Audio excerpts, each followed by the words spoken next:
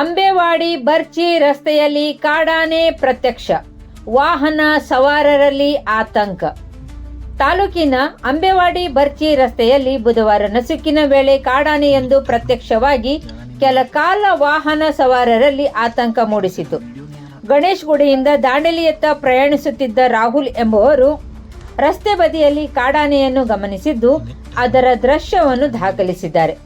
ಸ್ಥಳೀಯರ ಮಾಹಿತಿ ಪ್ರಕಾರ ಕಾಡಾನೆ ಆಹಾರದ ಹುಡುಕಾಟದಲ್ಲಿ ಅರಣ್ಯ ಪ್ರದೇಶದಿಂದ ರಸ್ತೆ ಸಮೀಪಕ್ಕೆ ಬಂದಿರುವ ಸಾಧ್ಯತೆ ಇದೆ. ಕಾಡಾನೆ ಯಾವುದೇ ರೀತಿಯ ಆಕ್ರಮಣಕಾರಿ ವರ್ತನೆ ತೋರದೆ ರಸ್ತೆ ಬದಿಯಲ್ಲೇ ಸಂಚರಿಸುತ್ತಿದ್ದುದಾಗಿ ತಿಳಿದು ಬಂದಿದೆ.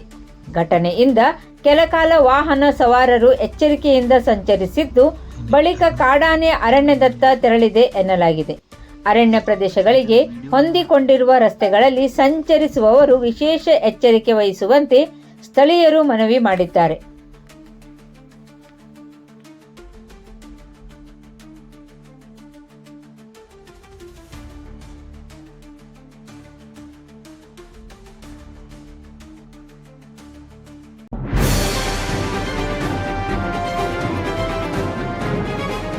ಇದು ಖಾಲಿ ಡಿಜಿಟಲ್ ವಾಹಿನಿ, ಸತ್ಯ ಮತ್ತು ಸ್ಪಷ್ಟ ಸುದ್ದಿ.